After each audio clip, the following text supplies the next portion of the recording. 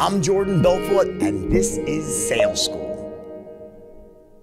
What was happening with the Strattonites, those young kids, they would pick up the phone and they would, from the first words out of their mouth, those first 4 seconds, they were not being perceived the same way I was. I was being perceived as this sharp as a tack person, enthusiastic, a total expert in their field. And because of that, these prospects would defer to me. They'd allow me to take control of the conversation. And what tipped me off to this was when I said to these guys, guys, why aren't you closing? Why is this so hard? Well, the first thing they said was, there's so many objections, right? There's 1,000 objections. Fair enough. But the next thing they said, we can't even get our pitches off. They keep interrupting us. They're cutting us off. That wasn't happening to me. You see, when you are perceived the right way, people stop interrupting you. They stop cutting you off.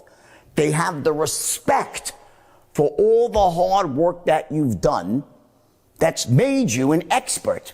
And because of that, they show you the respect to not interrupt you, not cut you off. When you ask them a question, they answer honestly, they answer forthrightly, and because of that, you now get the intelligence that you need from them to A, decide whether or not it's the right fit, your product is the right fit for them, and most importantly, if it is the right fit, to find out exactly what their needs are, what their highest level need is, and then show them how this product seamlessly will fit that need, resolve their pain, and allow them to feel more back in control of their life and feel great again. That's what you do when you're selling using the straight line. Make sense? So again, we have what's called the straight line syntax. That's the order in which you go about closing someone, right? Using the straight line. The first step since day one has always been step one, take immediate control of the sale. It's from that step that all good things follow. The million-dollar question is how? How do you do that, right? And I kind of mentioned this before earlier, I believe, at least in the intro or something, one of the lessons that you've been through, right? How do you do that? Well, I said we do that through unconscious communication, through our body language and our tonality. So what I have in front of me here is actually a script. I want to show you this to you right here. Hold on. So there's a couple of important things to notice here, right? In this particular script, right, you have the words on the page. Those are the words, right? So the words represents what we call conscious communication. That is basically, the idea, the logic behind what you're saying. So these words are very simple. I'll read them to you without any emotion here. It says, hi, is this Jordan? And by the way, it's hard for me to read without emotion. I almost automatically go to emotion, right? I said, hey, Jim. Okay, Jordan Belfort calling from XYZ company here in Beverly Hills. How's it going today? Right? Now that's a very neutral way of reading it. Listen again. Hey Jim, Jordan Belfort calling from XYZ company here in Beverly Hills. How's it going today? If you say that to someone, you know what they're going to say? Click. They're like, oh my God, another salesperson. Oh my God, how did my secretary let them through the screen? Come on. Or they're saying, geez, how this could get my number? They already are out before it even begins. In fact, as you're talking, their unconscious, their monologue they have, that you talk to yourself, right? They're like, oh my God, how did this guy get through? I can't believe this. I'm so busy. How do I get out of this call? And either they'll click or they'll be, They already hate your guts before you even got to your name, right? That's what happens when you just use regular communication without tonality. So watch, here's how it sounds again. Hey Jim, Jordan Belfort calling from XYZ company here in Beverly Hills. They're like, oh God, it's a salesperson, damn it. I would never do this. So when I call up, I apply certain tonalities here that actually confuse the person to the point where we have, I don't know if you guys are mostly younger here, right? So we have, at least in the olden days when computers first came out, we had that spinning wheel of death. When your computer was overloaded and didn't have enough short-term memory, RAM it's called, right? Well, what happened was the thing would start to spin and you'd wait and you'd wait. And while that spinning wheel of death was spinning, what it meant was the computer was out of processing power. Didn't have enough memory to compute. So it waited. It froze up, right? It was unable to operate. And then you have behind that spinning wheel of death something else in the computer called the hard drive. That's the backup. That's where the real memory is. So the RAM, the random access memory, that's like your in the moment operating ability. Then you have your memory, your database, your data bank, which is your hard drive, right? Hard drive has infinite memory capability, right? It theoretically could just go on and on forever. You keep adding on access, right? Well, in the human brain, the actual comparison would be the conscious mind, which is like just what you're focusing on right now, has very limited processing power. The unconscious mind behind it has massive processing power. So your conscious mind is the equivalent of your random access memory, what you're focusing on in the moment. And then your hard drive would be your unconscious mind, which beats your heart. Make sure that your skin remains the right temperature. It's all your memories and patterns that you've stored of all the things that you've ever seen, heard in your life. They form these patterns of behavior in your mind, and all comes from the unconscious mind.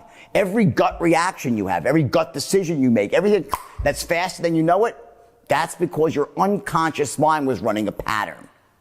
So what happens is what we're looking to do is we're looking to speak to someone in a way in these first few seconds that actually overwhelms their conscious awareness. So if I say to you, hey, I say, watch, hi, is this Jim? They say, yeah. So watch, hi, is this Jim? So they would say, yeah, this is Jim. So I say, hey, Jim. Now watch. I say, hey, Jim, Jordan Belfort calling from XYZ company. That's like a declarative. I'm making a declaration. I'm making a statement. Hey, Jim, Jordan Belfort, calling from XYZ company here in Beverly Hills. But what if I was to do something different and said, hey, Jim, Jordan Belfort, uptone, calling from XYZ company, uptone in Beverly Hills? You hear the difference? Hey, Jordan Belfort, uptone. Now, when I say, hey, Jordan Belfort, what are you thinking? Do I know Jordan Belfort? Wait a second. Who's Jordan Belfort? And all of a sudden, your spinning wheel of death starts to spin because you're like, wait a second. Do I know Jordan Belfort? And very quickly, your conscious mind runs out of processing power because it's searching. Who's Jordan Belfort? Am I supposed to know? Because I'd hate to be thought that I knew this person and forgot his name because that would be really rude. My mommy told me when I was 4 years old not to forget people's names. So all of this programming comes roaring back in that microsecond. They're like, Jordan Belfort? Do I know Jordan Belfort? And while they're still trying to figure whether or not they know the name Jordan Belfort, I say, calling from XYZ company? And I'm like, they're like, XY, do I know XYZ company? I stack on a second tonality. Here in Beverly Hills, and the implicit message in my tonality is, right, you heard of us, right, you know me, right? Does that ring a bell? Those are the words they hear when you use this tonality. In other words, tonality, I always call it the hidden language of influence, because what happens is when you apply certain tonalities, people hear extra words. So when I say, hey, Jordan Belfort, what I'm saying is, you remember me, right? Those are the unspoken words that you hear. Calling from XYZ company, you know the company, right? Here in Beverly Hills, right? Now does that ring a bell now? Come on, now that must ring a bell. That's what you're hearing. And what happens, your spinning wheel of death starts to spin, and you can no longer narrate against me. You can't say, oh, damn it, it's a salesperson. So they can no longer say, how do I get off this call? And you have now control of someone's inner monologue. You've exhausted their capability to process against you. And then, while they're still trying to figure that out, I move on to the next turn. I say, how's it going today? I don't say, how's it going today? So watch the difference. How's it going today? What does that mean? That means you know that I know that you know that I don't give a fuck how you're going today. I'm just saying it because it's a perfunctory greeting in the English language, and we say that to each other when we don't really know. Would you say to your friend, hey, Carter, how are you going today? You say, well, Dad, you okay? I mean, how am I going? I'm all right. I say, hey, what's up, bud? So I would never say something to someone in the way like, how's it going today? I would say, how's it going today? And they're like, whoa, he really seems to care. So when I say, how's it going today? Watch, two ways. How's it going today? Or, how's it going today? Which one sounds like I really care about how you're going? The second one. I apply a tonality that says, I really want to know. So watch what happens. I start off, I'm saying, hey, Jim, Jordan Belfort, calling from XYZ company here in Beverly Hills. How's it going today? He's like, what? Okay. They're so confused by the first three uptones that form these declarative as a question. That's the tonality. A declarative as a question, meaning what was a declaration, I phrase it as a question. And they're still now, okay, they're confused. And then I hit them with this, how's it going today? Like, they're like, okay. You're like, thanks for asking. Their unconscious mind now is spitting back answers that are safe answers. Wow, I guess I must know this person. And since he was very nice to me and the golden rule says, do unto others, they do unto you, you start hitting all these deep core patterns in someone's belief systems. So they'll be, oh, I'm okay, thanks for asking.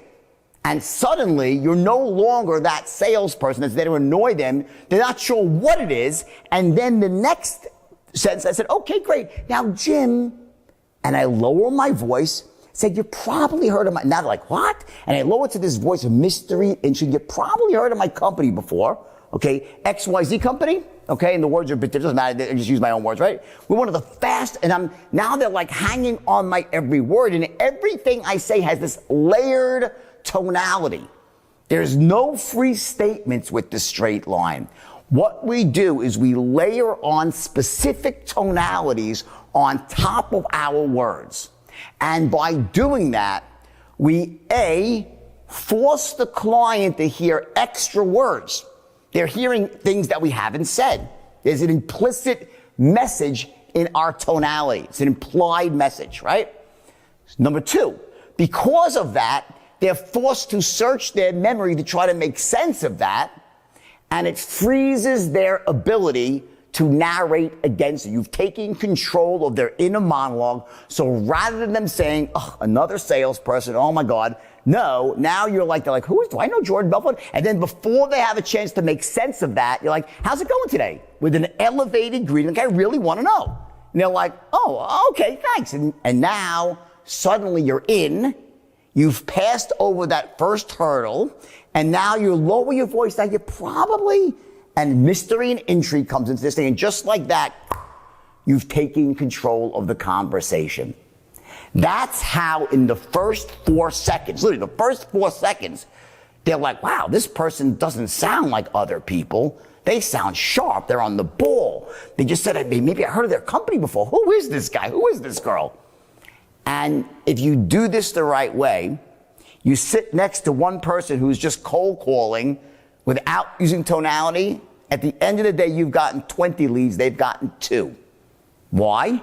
Because everybody hung up on them. They never got past the first sentence because they were perceived as an annoying salesperson versus being sharp as a tack, enthusiastic as hell, and as an expert in their field.